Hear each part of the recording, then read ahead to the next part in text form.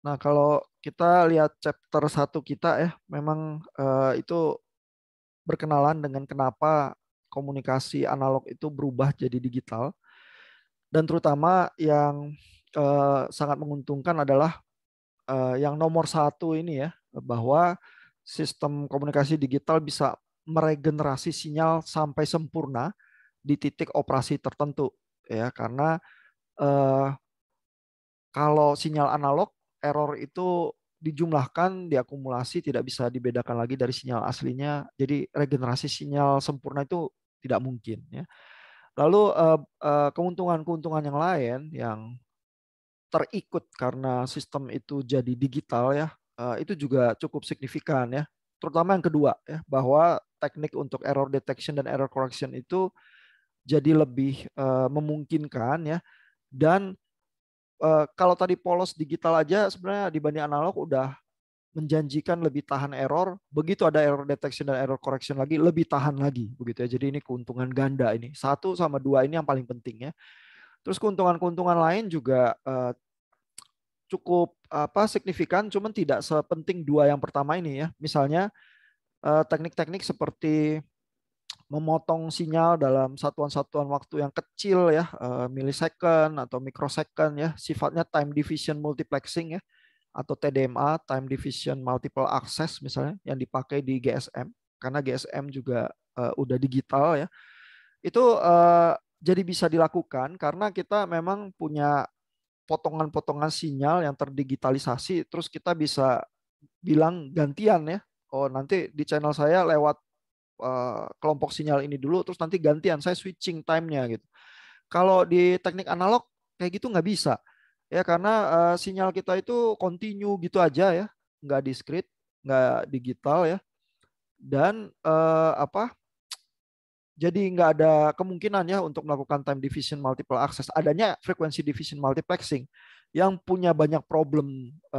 Nanti kita baca ya di chapter yang tentang multiple access gitu misalnya. Jadi ada fasilitas ini juga. Lalu fasilitas tambahan yang lain, kompresi kalau udah audiovisual informasinya, atau enkripsi kalau kita mau kerahasiaan juga jadi lebih mudah dilakukan gitu ya. Nah, lalu ini ada beberapa paragraf soal apa komponen-komponen yang ada di sistem komunikasi. Minggu lalu kita udah bicarakan ya, jadi saya skip, bisa lihat recordingnya. Nah, lalu ada perbedaan antara modulasi baseband dengan istilahnya modulasi bandpass ya. Jadi istilah baseband ini adalah sinyal atau teknik-teknik modulasi ya yang dilakukan pada frekuensi sekitar 0 Hz ya. Jadi frekuensi rendah. Ya, jadi misalnya teknik-teknik ini tuh muncul di dalam telepon kabel ya, di dalam tradisinya. Karena kalau saya sinyalnya sinyal suara, berarti sinyal saya itu cuma di sekitar 0 sampai 20 kHz ya, relatif rendah. Terus saya kalau analog ya saya lewatin di kabel gitu aja ya. Alexander Graham Bell kan melakukan kayak gitu ya. Tapi kalau kita udah mulai digitalisasi bisa kita sampling, kita quantization gitu ya. Terus sinyal digitalnya itu yang udah deretan 1-0 itu yang kita lewatkan di kabel. Ya itu pakai teknik modulasi pulse code modulation namanya, tapi di apa areanya masih baseband karena sinyal suara ya. Nah, tapi masalahnya adalah sinyal kita kadang-kadang mau kita apa tumpangkan ya di medium yang lain, misalnya yang sekarang populer tentu wireless ya. Jadi begitu mau lewat ke udara, dia harus lewat antena ya, karena antena itu yang bisa menggetarkan apa gelombang elektromagnetik di udara mengakibatkan gangguan radio gitu ya, dan gangguan radio itu bisa kita tumpangi informasi gitu. Nah, masalahnya adalah kalau pakai frekuensi yang rendah, misalnya suara gitu aja kita tumpangin ya di antena gitu ya. Kalau dia frekuensinya rendah, maka ukuran antena jadi harus sangat besar ya. Nanti di frekuensi rendah sekali antena jadi setinggi tiang listrik gitu misalnya ya. Itu sangat tidak praktis ya begitu ya untuk sistem komunikasi ya. Ada sih yang nyoba ya, misalnya supaya sinyal radio itu agak bisa nembus air gitu ya. Mungkin masih bisa berkomunikasi sama kapal selam ya yang nggak terlalu dalam nyelamnya gitu ya. Antenanya gede-gede begitu ya. Ya, tapi untuk komunikasi radio yang biasa lewat udara jadi praktisnya, sehingga kita tuh perlu modulasi bandpass karena kita mau menumpangkan ke frekuensi yang lebih tinggi ya, sehingga sinyal kita itu bentuknya bukan di baseband lagi melainkan di bandpass ya. Ini saya tunjukkan ya di buku Sklar ya. Dia ada contoh-contoh sinyal ya. Ini di halaman 12 ya. Jadi ini ada berbagai jenis sinyal yang A ini informasi teks ya, biasanya dikodekan dengan ASCII atau apa. Jadi ini cuman Sklar ini pamer berbagai jenis informasi yang bisa muncul di dalam sistem komunikasi kita ya. Terus yang B ini karakter begitu ya. Yang C ini bit streamnya ya, 0101-nya dari ASCII 7 bit begitu ya. Nah, ini kita mulai lihat deretan pulsa yang somehow kelihatan bentuk digitalnya ya. Tetapi setiap deretan 01 ini melambangkan sebenarnya karakter tertentu ya, H, O, W dan seterusnya ya. Nah, ini yang seperti ini masih bisa baseband nih bentuknya ya. Tapi kalau saya perlu antena, saya tuh perlu menumpangkan ke gelombang sinus ini yang sebenarnya punya frekuensi tertentu yang lebih tinggi. Ya, katakanlah sinus saya kalau di radio FM itu di puluhan megahertz begitu misalnya ya. Jadi kan bergetarnya cepat, tapi getarannya ini saya bisa ganggu-ganggu ya. Misalnya ada getaran yang lebih rapat ini menjadi simbol 1, lalu yang lebih renggang ini simbol 0 dan seterusnya. Ya, jadi dalam deretan fungsi sinus ini nanti saya punya informasi 1010 juga yang saya kodekan dengan teknik tertentu ya. Dalam hal ini kelihatannya frekuensi shifting ya, karena frekuensinya yang diganggu-ganggu ya. Tapi saya bisa punya kemungkinan mengganggu amplitudo atau mengganggu fasa. Terus saya punya teknik-teknik modulasi bandpass yang bisa berbeda ya.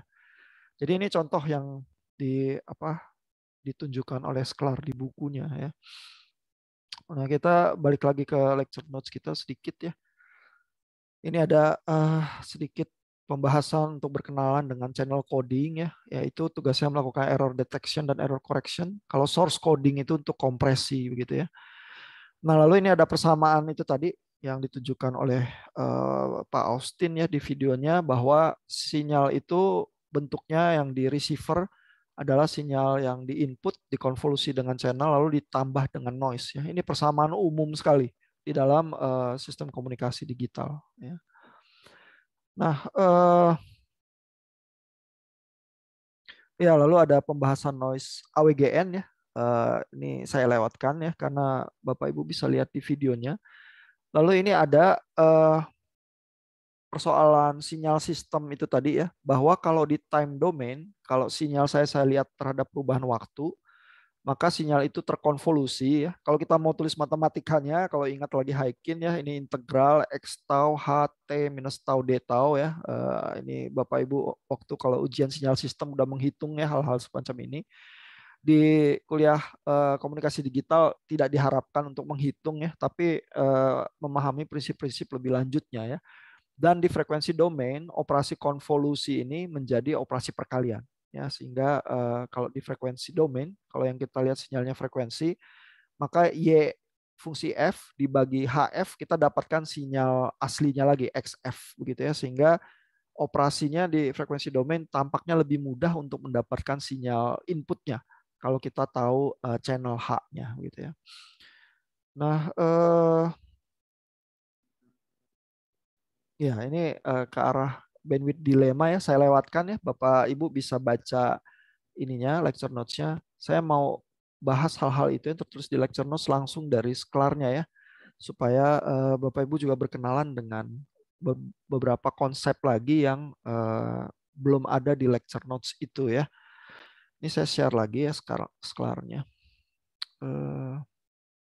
Nah, jadi Sklar itu bicara ya tentang klasifikasi sinyal-sinyal ya. Ini kayak ngulang dengan cepat ya buku Haykin begitu ya. Dengan banyak asumsi bahwa Bapak Ibu udah rada paham ya notasi matematika dari sinyal-sinyal begitu ya. Saya ingin tunjukkan beberapa hal yang penting ya. Misalnya ini berkenalan lagi dengan delta impulse ya, bahwa delta impulse ini sinyal yang aneh tapi sangat dibutuhkan Karena konvolusi dengan sinyal delta impulse itu menghasilkan sinyal itu sendiri. Jadi ini kayak unit function kalau untuk konvolusi. Ya. Fungsinya sendiri didefinisikan sebagai kalau saya integralkan dari minus t hingga sampai t hingga delta t dt sama dengan 1. Ya, jadi secara teknis delta t ya ini tak terhingga nih pada saat t sama dengan 0. Ya, tapi yang sinyal yang tak terhingga itu kalau saya integrasikan luas daerahnya itu 1 ya yang terdefinisi di sini gitu ya. Ini bukan hal baru sih buat Bapak Ibu yang udah belajar sinyal sistem ya. Lalu kalau saya konvolusi ini ya xt dikonvolusi dengan delta t minus t0 dt gitu ya, integrasi dari minus t hingga sampai t hingga, maka dapatnya adalah sinyal itu sendiri xt tapi di titik t0. Ya, ini juga Bapak Ibu yang belajar sinyal sistem udah familiar ya. Sinyal dikonvolusi sama delta jadinya sinyal itu sendiri tapi di titik posisi deltanya ya. Nah, ini juga ada beberapa bagian dari buku Heikin yang Bapak Ibu juga udah berkenalan ya. Ini ada pengulangan tentang Parseval Theorem ya. Ini kalau kita lihat persamaannya, kalau saya punya sinyal, biasanya kita kalau mau menghitung energi dari sinyal ya, kita mengkuadratkan itu ya, karena dengan demikian kalau kita punya amplitudo kuadrat kita tuh dapat besaran energinya ya. Nah, masalahnya sinyal saya bisa ada di time domain seperti ini xt x fungsi t atau di frekuensi domain ya x fungsi f. Nah, dengan Parseval Theorem energinya kalau saya mau integralkan terus saya kuadratkan, saya jumlahkan di time domain akan sama dengan kalau saya melakukannya di frekuensi domain ya. Jadi ini akan memudahkan kita sinyalnya ada di domain yang mana, kita hitung energinya, kita bisa yakin karena Parseval Theorem energinya sama begitu ya. Nah, lalu ada persoalan kalau sinyal itu periodik ya, maka basically periodik itu kan artinya secara waktu dia tak terhingga ya. Kalau kita hitung energinya seperti ini tadi ya, dari minus tak hingga sampai tak hingga, terus kita jumlahkan, nanti hasilnya tak hingga gitu ya. Tapi itu nggak meaningful ya untuk kita melakukan operasi-operasi analisis matematis ya. Jadi untuk sinyal yang periodik ya, kita tuh pakai power spectral density. Ya, artinya saya ngambil satu periode aja. Saya nggak usah integral dari minus t hingga sampai t hingga. Saya ambil dari minus periodenya ini T0/2 sampai T0/2. Terus saya hitung besaran energinya ini ya, X kuadrat T dt. Saya bagi dengan durasi dari periodenya. Terus saya dapat besaran di dalam periode itu powernya saya berapa. Gitu ya. Ini trik perhitungan matematika untuk problem yang sinyalnya periodik ya. Karena kalau periodik kan berulang terus sampai tak terhingga gitu. Ya. Nah, ini beberapa hal lain matematika saya lewatkan ya. Saya ingin memperkenalkan ini nih. Ini satu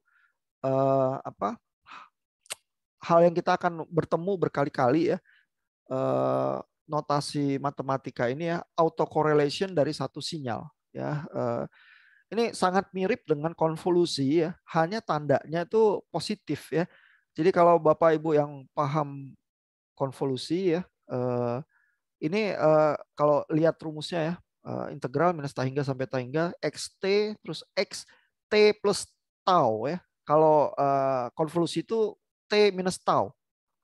Ya, jadi kalau Bapak Ibu ingat minus tau itu artinya kalau kita melakukan konvolusi sinyalnya kita cerminkan dulu, terus kita geser-geser, terus kita integral gitu ya. Nah, kalau ini karena plus tau kita nggak cerminkan dulu, kita langsung geser-geser, terus kita langsung integrasikan dalam operasi yang mirip seperti konvolusi itu. Ya, dan ini kita bilangnya adalah autocorrelation. Ya, nah autocorrelation itu artinya ya sebenarnya adalah kita tuh menguji apakah sinyal itu ya seberapa mirip dengan sinyal itu sendiri yang bergeser-geser dengan time shift tau tertentu. Ya, artinya jadi saya punya sinyal ya. Terus katakanlah sinyalnya kena pantulan ya, kena delay, terus ketangkep ke receiver yang sama ya. Saya mau lihat sinyal saya itu ada kemiripan nggak dengan potongan sinyal-sinyal yang terdelay, yaitu sinyal itu sendiri begitu ya. Nah, kalau ada kemiripan ya berarti sebenarnya sinyal saya itu rentan ya misalnya terhadap gangguan kalau sinyal itu terdelay. Ya, tapi kalau sama sekali nggak mirip, maka saya tuh bisa cukup yakin ya kalau sinyalnya ini saya terima langsung, saya bisa bedain dari sinyal lain yang terdelay. Begitu ya. Nah, kalau saya udah mulai bisa bedain, ya saya bisa punya potensi menerima sinyal yang bersih itu ya, karena saya bisa bedain. Oh, kalau delay kena gedung sama delay kena pohon sama sinyal yang langsung itu ada bedanya gitu ya, karena nggak mirip gitu ya. Nah, jadi besaran semacam ini autocorrelation itu jadi penting karena mengukur kemiripan satu sinyal terhadap dirinya sendiri, tapi ini ya terdelay ke dalam satuan waktu tau tertentu ya. Ini yang dikatakan Sklar nih di sini ya. Nah, selain itu ya, autocorrelation itu punya sifat-sifat matematika ini yang menguntungkan ya. Jadi ini notasinya autocorrelation sinyal X fungsi tau ya. Itu kalau kita minus ya itu simetri begitu ya. Itu salah satu sifatnya ya. Lalu nilai maksimumnya terjadinya di titik nol ya. Ini juga sifat lain yang menguntungkan.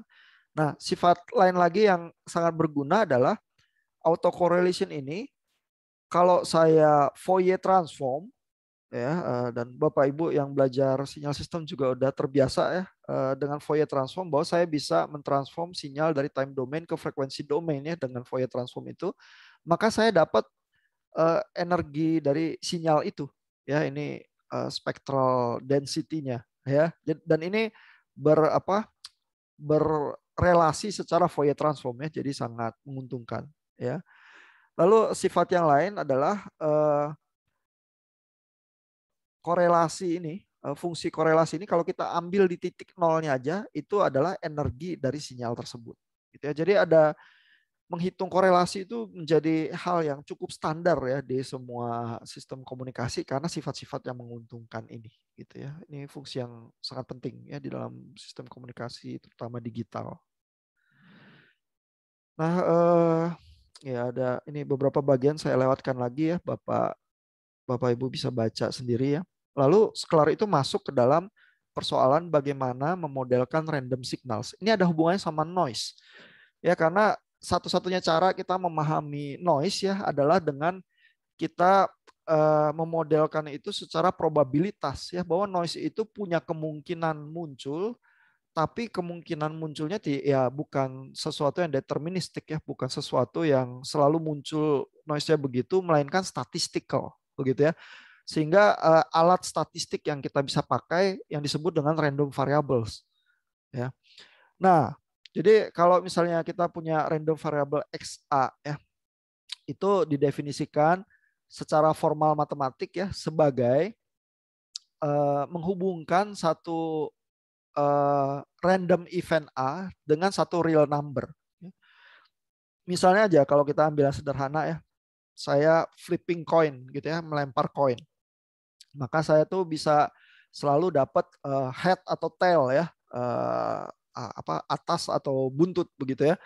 Dan kalau kita bilang atas itu 1, buntut itu 0 begitu ya, maka saya jadi punya deretan angka 0101 yang berhubungan dengan random event, yaitu saya flipping coin itu ya, melempar koin begitu ya. Nah, definisi matematikanya apa itu random variable sesederhana itu. Ya, bisa aja eventnya saya melempar dadu ya, bisa aja eventnya saya memasang lotre ya, atau berapa kemungkinannya hari ini hujan atau apa ya. Jadi random eventnya bisa apa aja, tinggal saya tuh kasih angka ya, lalu saya punya fungsi, dan fungsi yang menghubungkan antara random event dengan angka itu saya sebut random variable gitu ya. Noise juga gitu ya. Jadi noise tuh bisa dengan mudah kita bayangkan sebagai satu random variable tertentu.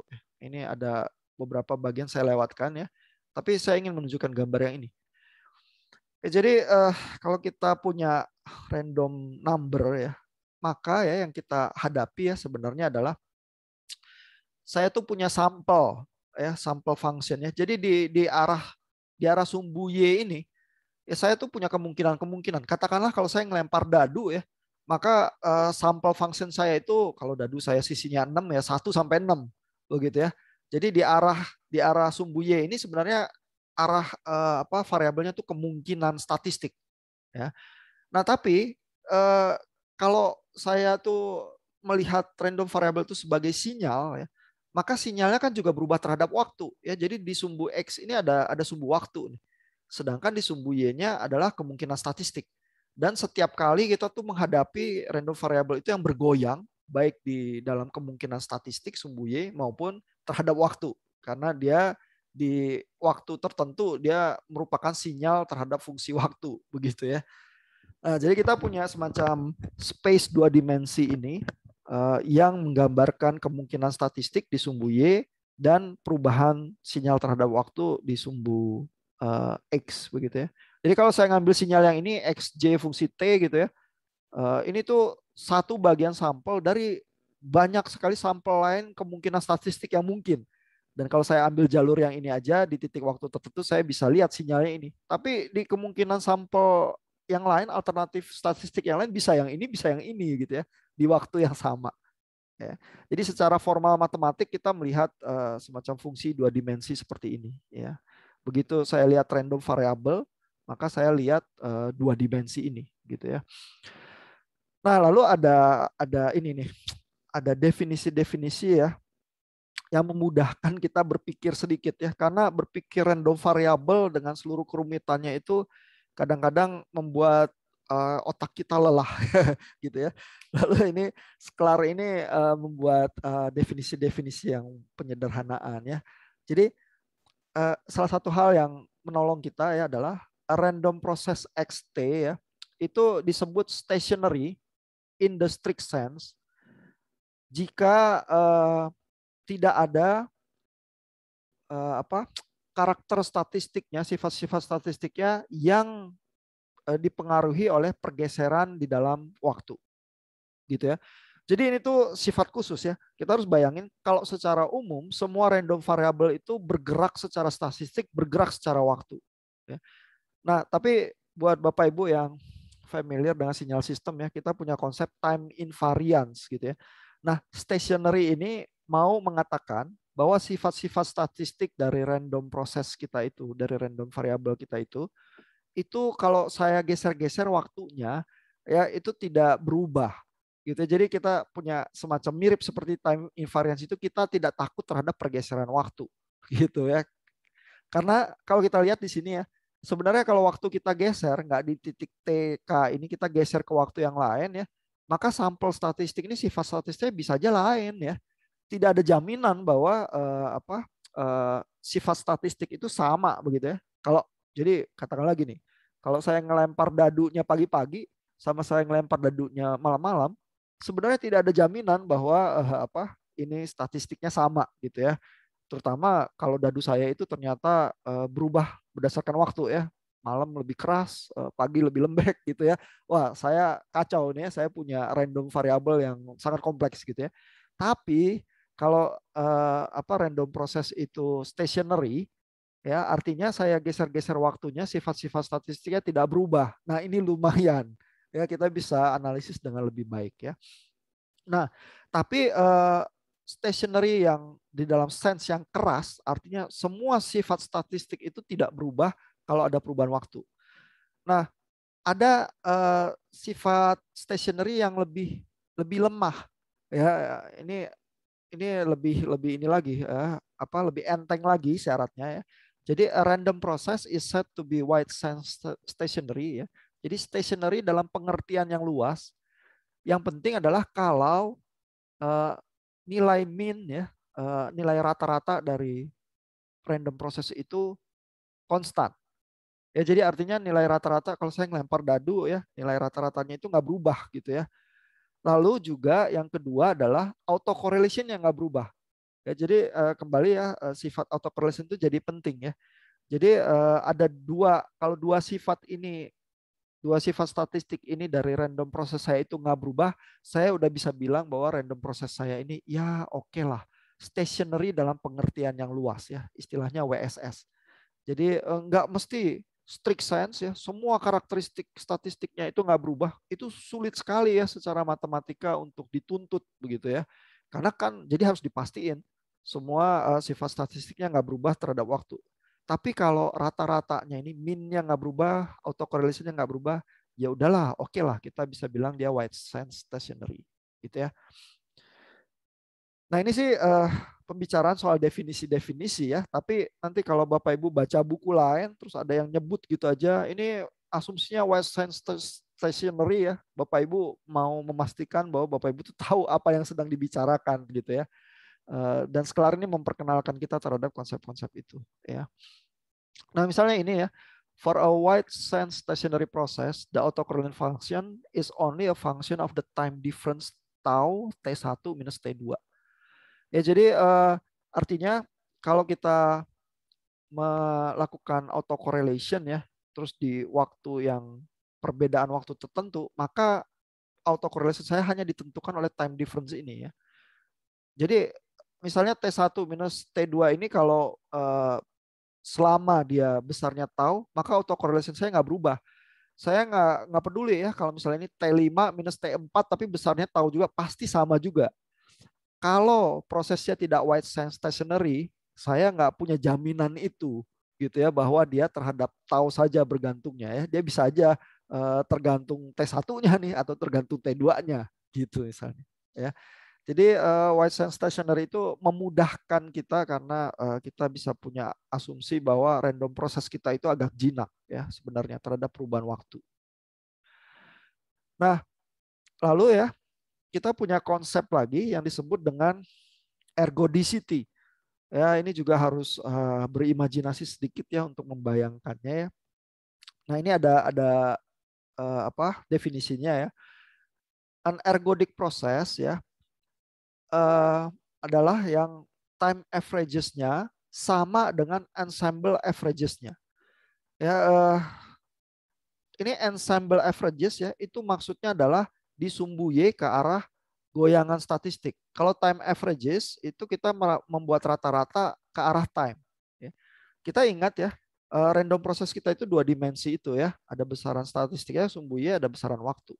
Nah kalau prosesnya itu disebut ergodik ya, kita anggap kalau kita melakukan rata-rata di arah waktu itu sama dengan kalau kita melakukan rata-rata di arah sampel statistik. Itu nggak boleh, sebenarnya secara umum tidak harus seperti itu, tapi kalau kita asumsikan sama, kita anggap sistem kita itu disebutnya ergodik gitu. Ya, karena artinya adalah saya tuh nggak perlu repot-repot ya melakukan averaging terhadap sampel ya di sumbu Y. Saya melakukan averaging terhadap waktu aja dengan keyakinan bahwa kalau saya averaging sinyal saya terhadap waktu ya, noise atau apa gitu ya, maka saya tuh mendapatkan juga hal yang sama seperti seolah-olah saya mengaveragingkan terhadap sampel statistik itu gitu ya. Ini juga semacam penyederhanaan dan membuat kita jadi bisa berhitung hanya dengan sumbu waktu saja sebenarnya. Padahal kalau kita mau secara umum dengan definisi random process atau random variable nggak bisa begitu ya.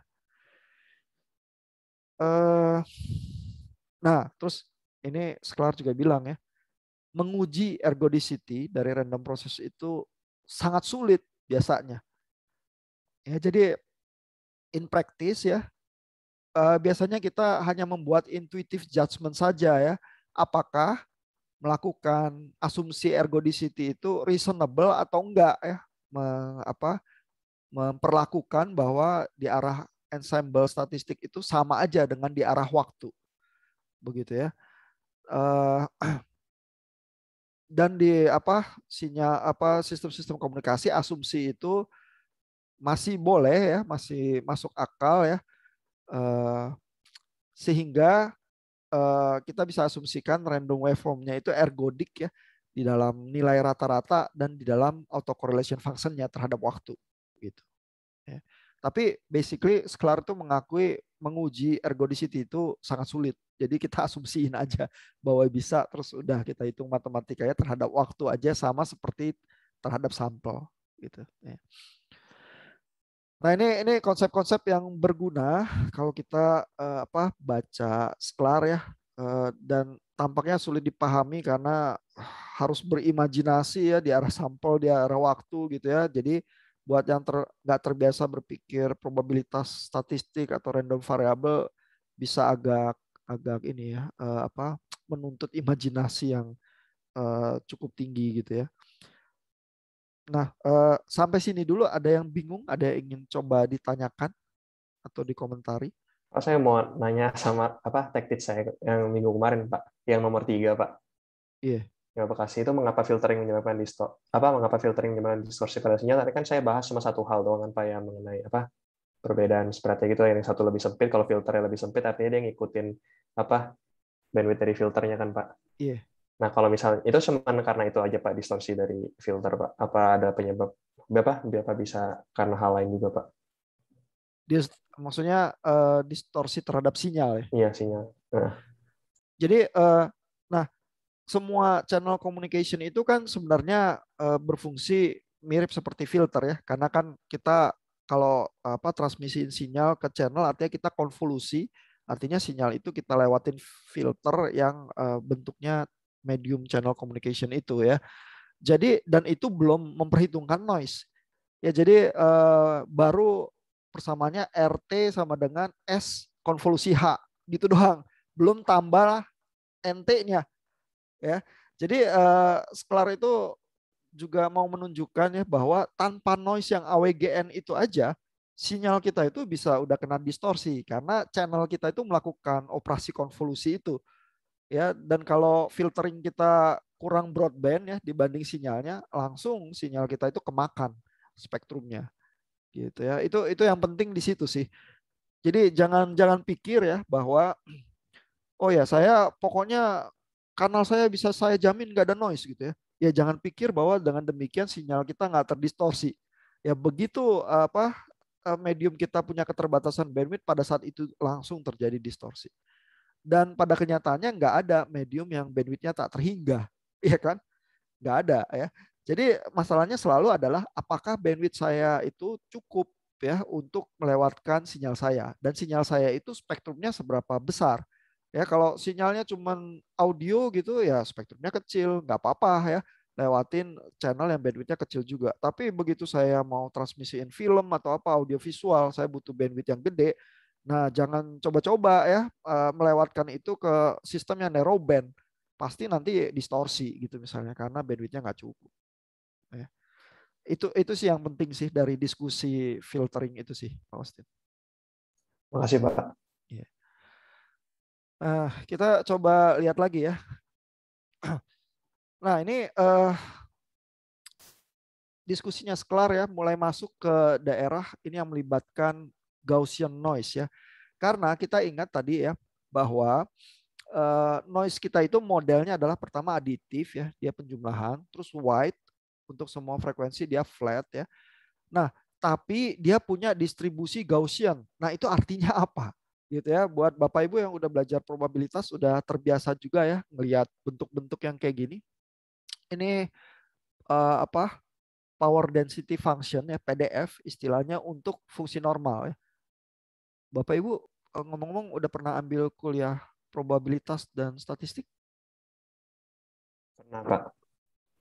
Udah Bu, kalau Bu Jessica lihat rumus itu tadi kaget nggak Bu? Oh, saya belum pernah dapat mata kuliah itu sih, Pak. Oh, oke. Kalau sinyal sistem Bu?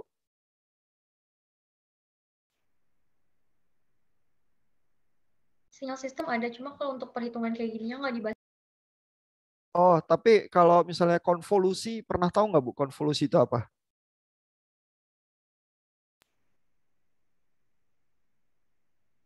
Oh, nggak kedengeran. Dasar-dasarnya aja, soalnya lebih ke praktikum kan kalau D3. Oh iya iya iya iya iya. Memang teori-teorinya. Nanti saya forward ke grup WA ya diskusi tentang konvolusi dari chapter 2-nya Haikin ya, sama beberapa contoh video yang dibuat teman-teman ya dari angkatan yang tahun lalu ya. Eh, di kuliah kita ini kita nggak dituntut menghitung sih, tapi paling nggak kita rada paham ya secara matematika itu apa yang terjadi di dalam situ, supaya nanti kalau misalnya ujian lisan atau harus mengartikulasikan atau membayangkan ya, walaupun nggak menghitung ya, itu sebenarnya apa sih yang terjadi di channel gitu ya. Paling nggak bisa ada bayangan ya. Nanti saya forward ya materialnya ke grup ya. Nah, jadi kita coba lihat ya. Ini kalau noise kita bilang distribusinya Gaussian ya, dan kita anggap dia kita modelkan sebagai random variable ya, maka power density function-nya mengambil rumus yang ini ya, 1 per sigma akar 2P E pangkat minus setengah Z minus A per sigma kuadrat gitu ya. Nah, ini kalau digambar ya, digambar itu seperti ini. Ya, jadi makanya fungsi normal ini ya, fungsi Gauss ini kadang disebutnya fungsi lonceng ya, karena bentuknya tuh kayak lonceng ya. Terus kita lihat ya bentuknya yang kayak lonceng ini ya, makin lama makin kecil ya, tapi nggak pernah nyentuh nol, akan terus ada sampai tak hingga ya, ke sebelah sini juga gitu ya, sampai minus tak hingga ya. Kalau dia puncaknya ada di nol ya, tapi dia bisa bisa tergeser ya. Ini kan ini fungsi matematikanya ini lebih sederhana ya. Kalau ini tadi fungsi umumnya ada Z minus A. Jadi tergantung posisi A-nya di mana. Kalau di nol, maka kurva normalnya jadi seperti ini ya. Nah, kurva yang seperti ini ya, itu bacanya ya adalah di sumbu X ini adalah kemungkinan sinyalnya ya, dan di sumbu Y ini adalah probabilitas munculnya.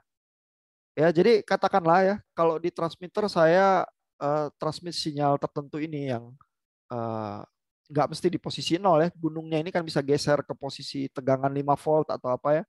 Nah, tapi kita anggaplah di posisi nol ini yang saya transmit itu nol gitu ya.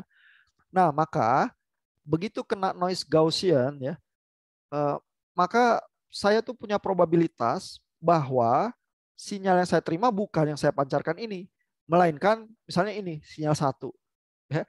Tapi sinyal ini probabilitasnya hanya sekian nih, menurut kurva normal Gaussian ini ya.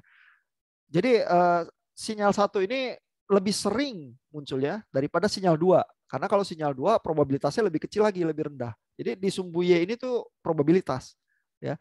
Artinya kalau sinyal yang saya terima makin jauh dari yang saya pancarkan, karena saya pancarkannya ini ya, makin ke sana probabilitasnya makin kecil.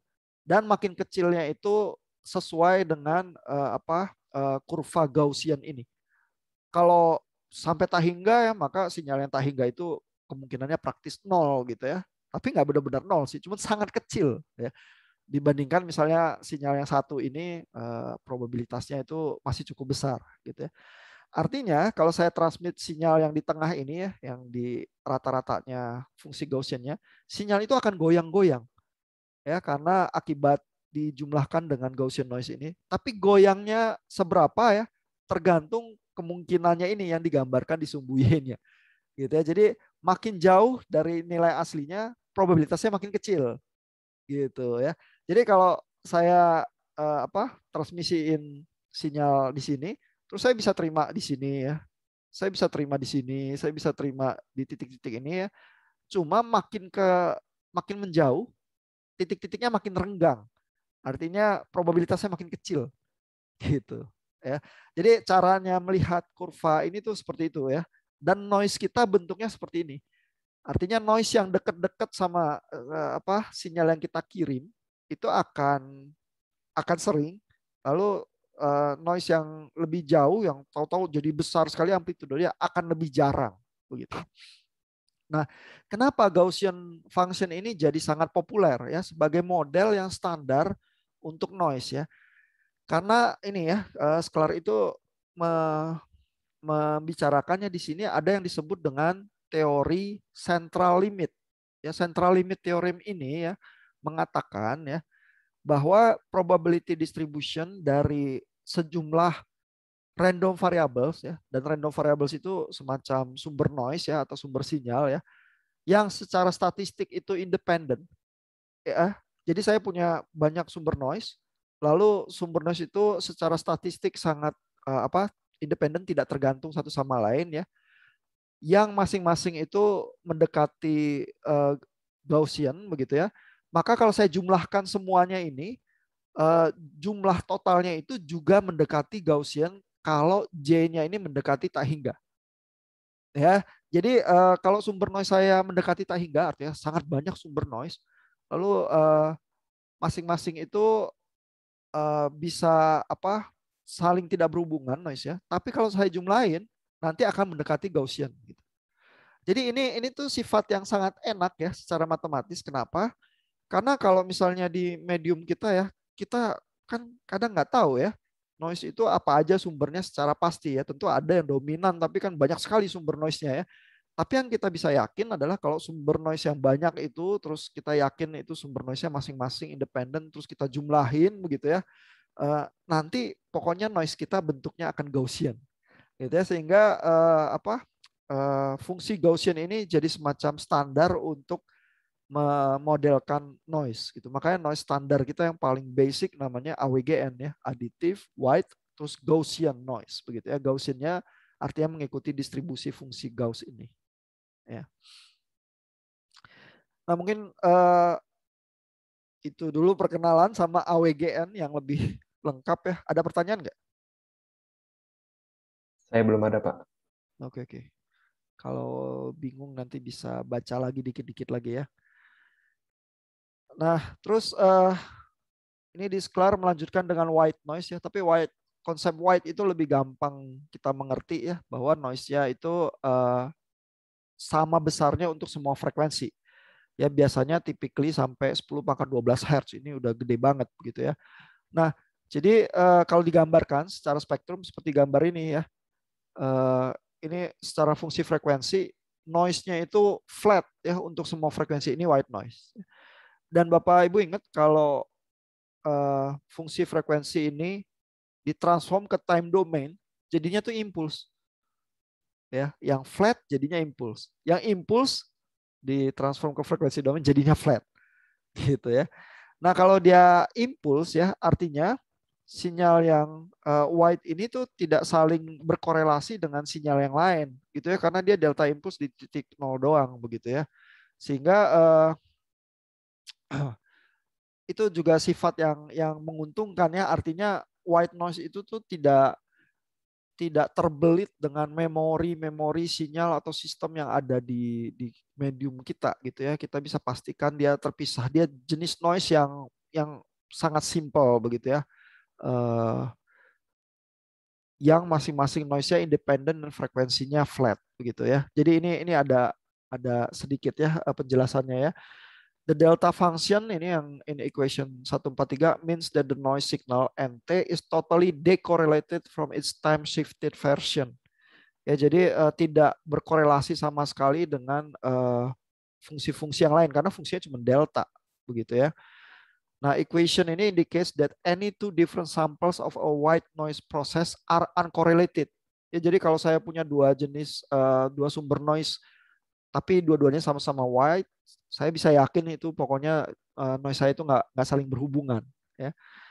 Nah, lalu noise semacam itu biasanya muncul juga dari suhu ya. Jadi since thermal noise is a Gaussian process and samples are uncorrelated, the noise samples are also independent ya. Therefore the effect on the detection process of a channel with additive white Gaussian noise is that the noise affects its transmitted symbol independently begitu ya. Jadi ini bentuk noise yang paling sederhana yang mengganggu setiap simbol komunikasi itu independen dari simbol yang lain.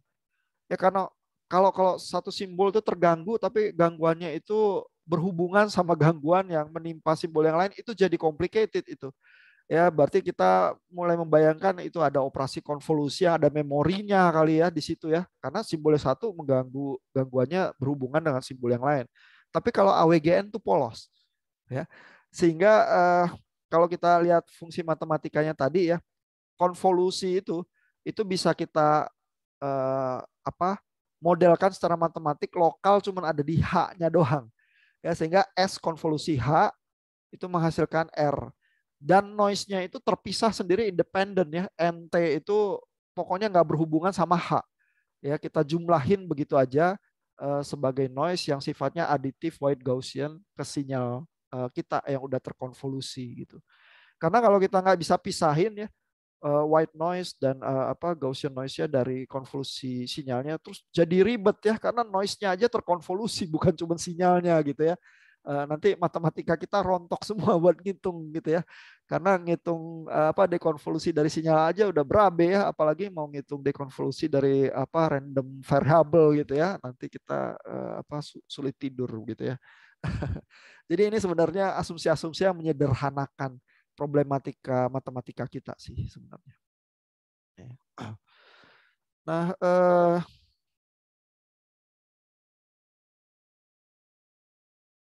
iya, apalagi yang saya pengen tunjukinnya. Ini waktu kita udah mau habis ya. Jadi saya pengen tunjukin soal bandwidth dilema itu ya, karena itu penting ya. Itu agak ada di bagian akhir ya. Nah ini bandwidth dilema ini diawali juga dengan pembicaraan ini ya. Jadi kalau saya punya pulsa semacam ini ya, terus melewati kanal ya, kena filter gitu ya, maka example yang nomor A ya, ini pulsa saya masih cukup baik nih.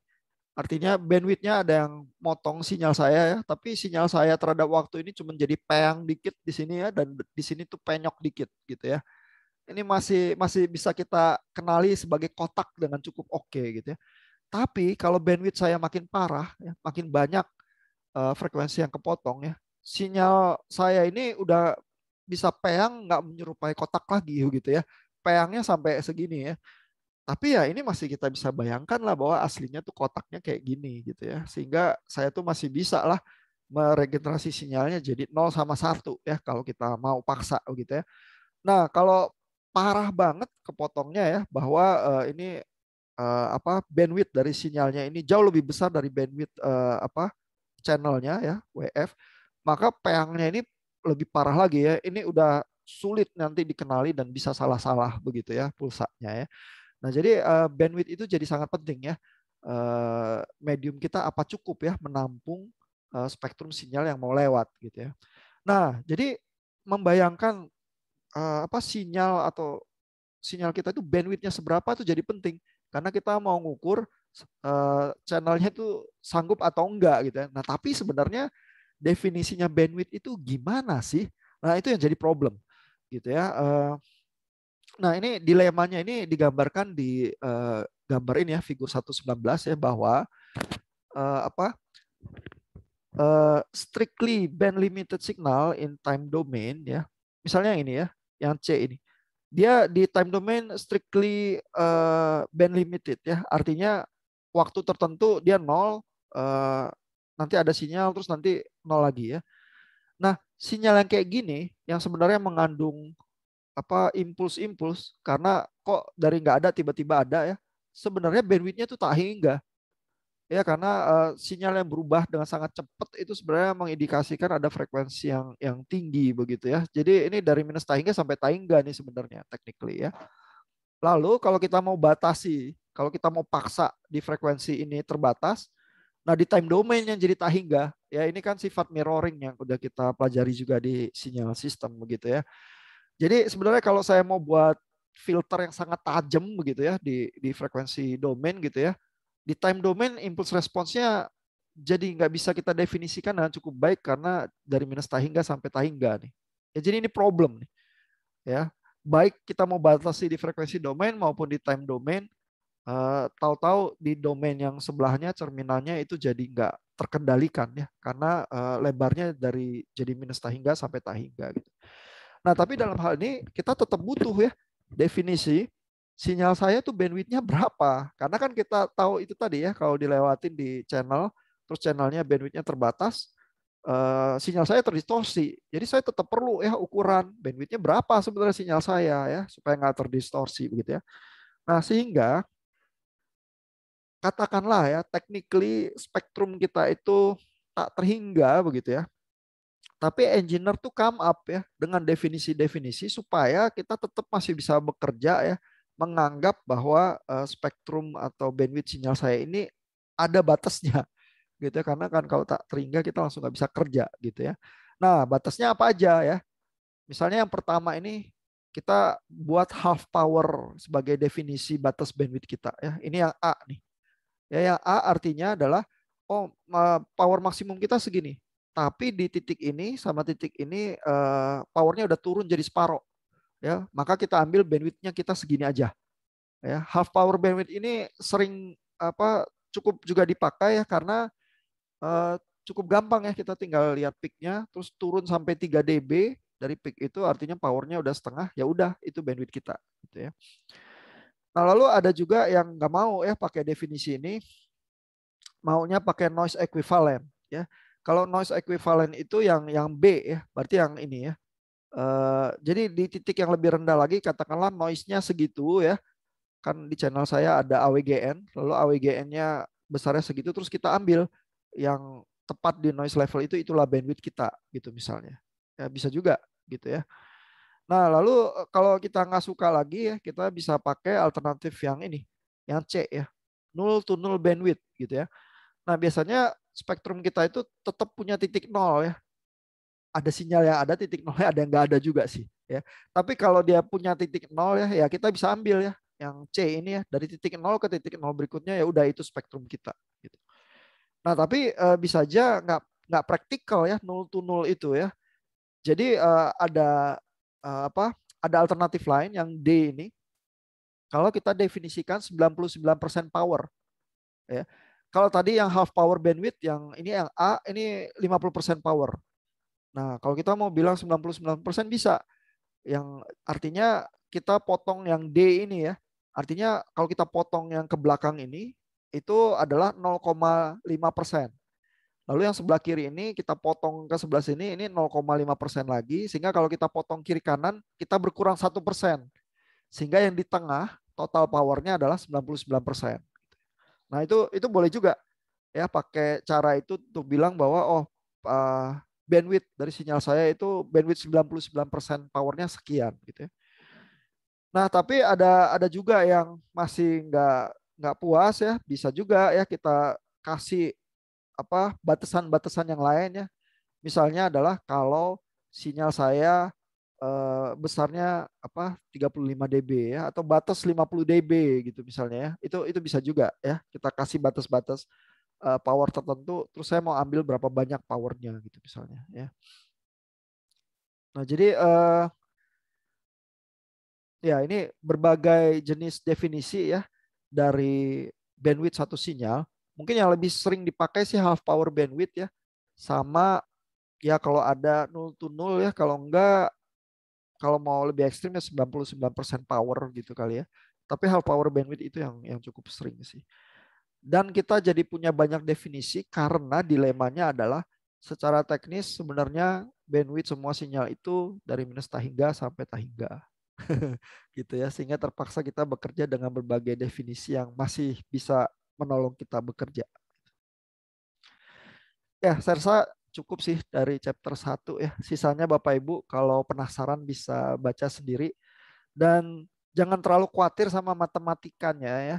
Sklar itu memang berusaha menuliskan matematikanya dengan cukup rapi. Artinya kalau sampai orang harus membayangkan sistemnya dan membangun sistemnya terus menghitung, orang tetap punya ya, bisa menelusuri matematikanya dengan cukup disiplin.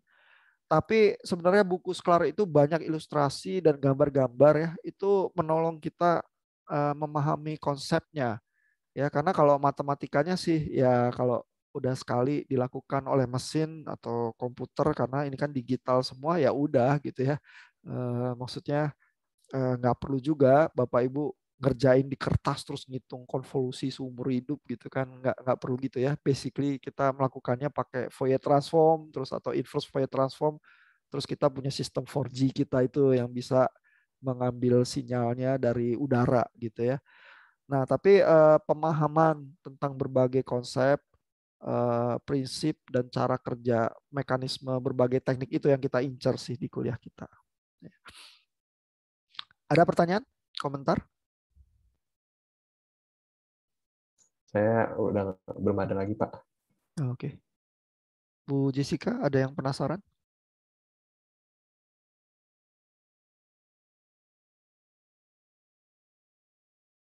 Pak Michael, komentar, pertanyaan? Cukup sih Pak, masih belum ada lagi. Oke, iya. Saya juga belum sih, Pak.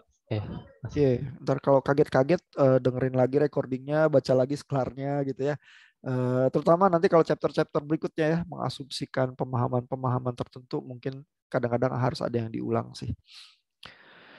Oke, kalau nggak ada komentar lagi, thank you untuk perhatiannya. Kita ketemu lagi minggu depan. Pak Michael yang bertugas untuk teach videos ya untuk chapter yang berikutnya. Iya, Pak.